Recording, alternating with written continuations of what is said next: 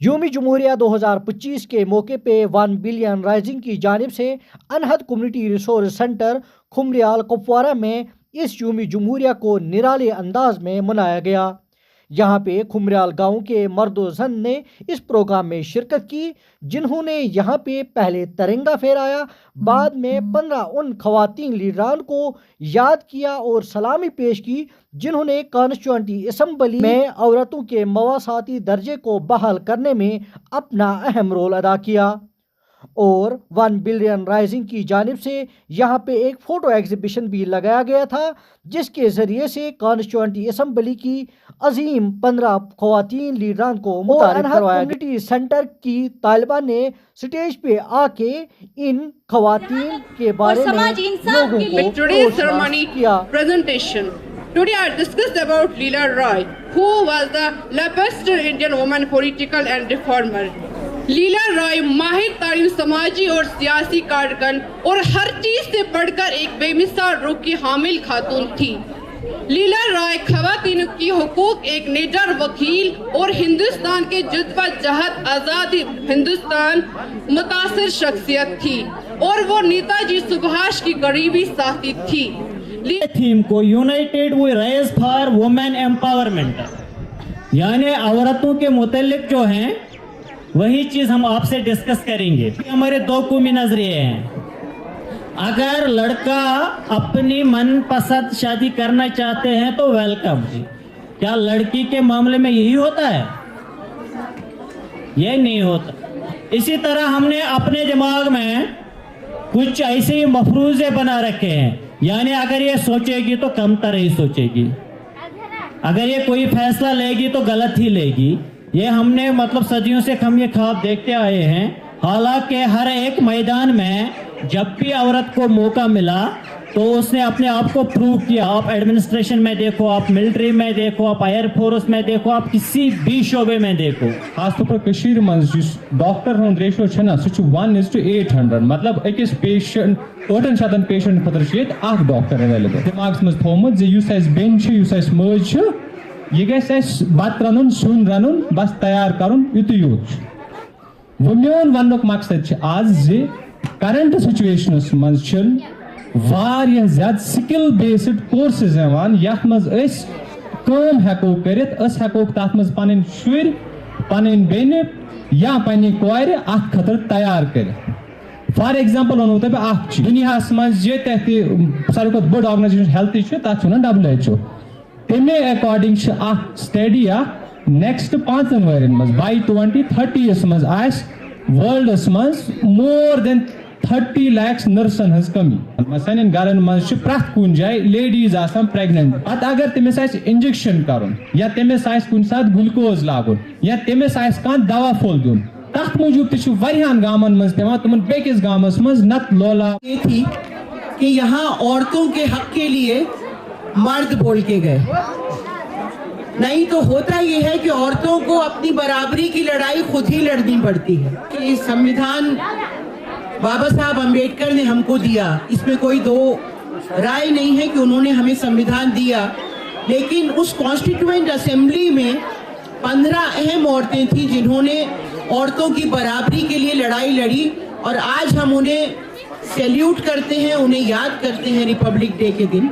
सबसे पहले मैं जो इनके ऑर्गेनाइजर्स हैं उनका शुक्रिया अदा करता हूं जिन्होंने मुझे इनवाइट किया और एक ऐसा प्रोग्राम देखने को मिला। शायद इससे पहले मुझे लगता है पूरे कश्मीर में ऐसा कोई प्रोग्राम ऑर्गेनाइज नहीं हुआ है। ये throw that's being led by Shabnam Hashmi ji, जिनका एक अच्छा खासा कैंपेन भी चल रहा है। 1 बिलियन राइजिंग जो उनका कैंपेन है पूरी दुनिया में अभी मशहूर है और चल भी रहा है, पूरे इंडिया में चल रहा है। मैं उनको मुबारकबाद पेश करता हूँ और उनके साथ साथ पूरे कश्मीर के आवाम को, बिलखुसूस लोलाब के लोगों को, कि उनको ऐसी लीडरशिप यहाँ पे मिली और उनको ऐसा प्लेटफॉर्म यहाँ देखने को मिला।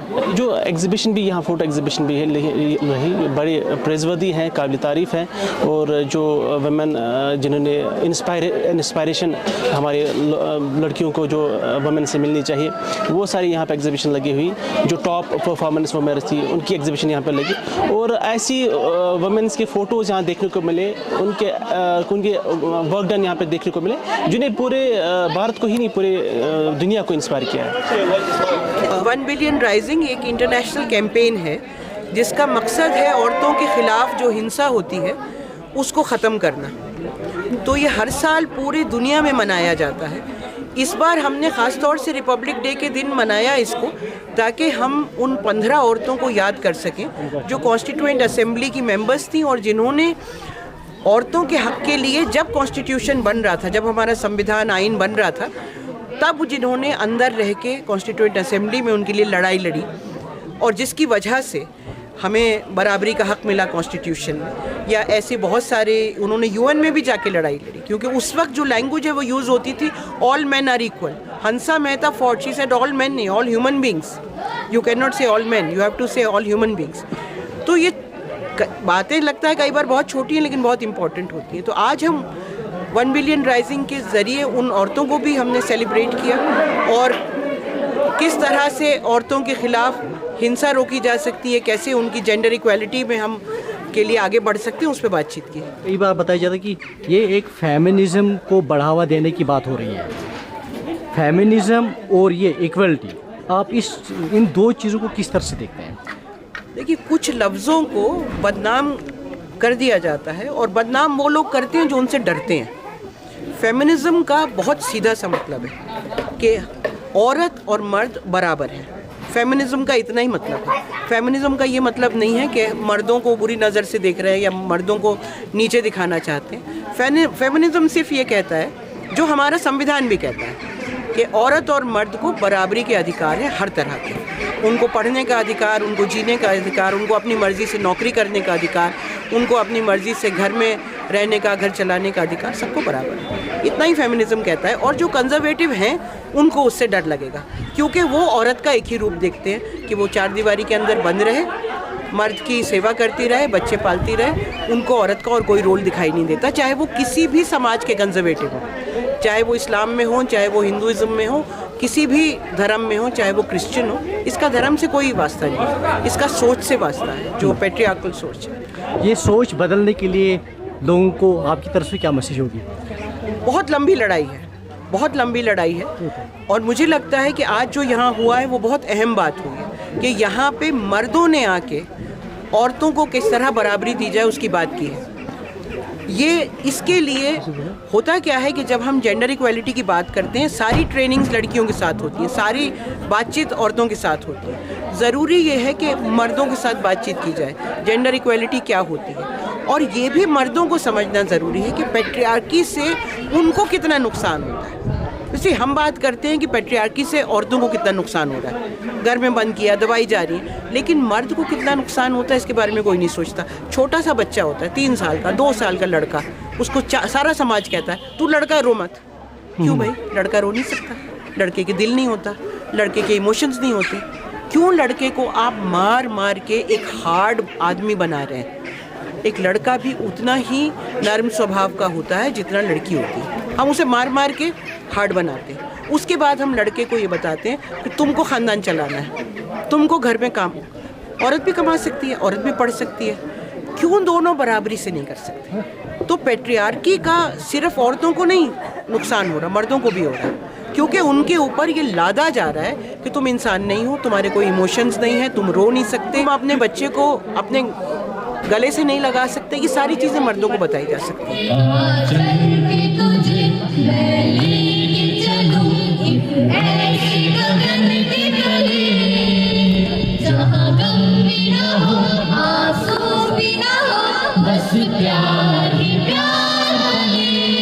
छोटे जिस्म पर मरहम, लाश नहीं हूँ मन जिंदा पतंग, दिल में उम्मीदें और खुशियों के रंग, हर आंसू बनेगा एक नई तरंग।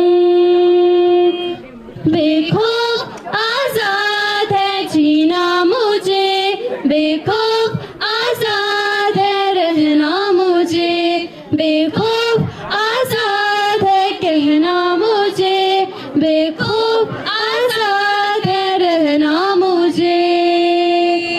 दीवारें ऊंची हैं, गलियां हैं तंग, लंबी डगर है पर हिम्मत है संग, पाँवों पे छाले हैं सांसें बुलंद, लड़ने आज़ादी की जंग। बेखौफ आजाद है रहना मुझे, बेखौफ आजाद है कहना मुझे, बेखौफ आजाद है रहना मुझे।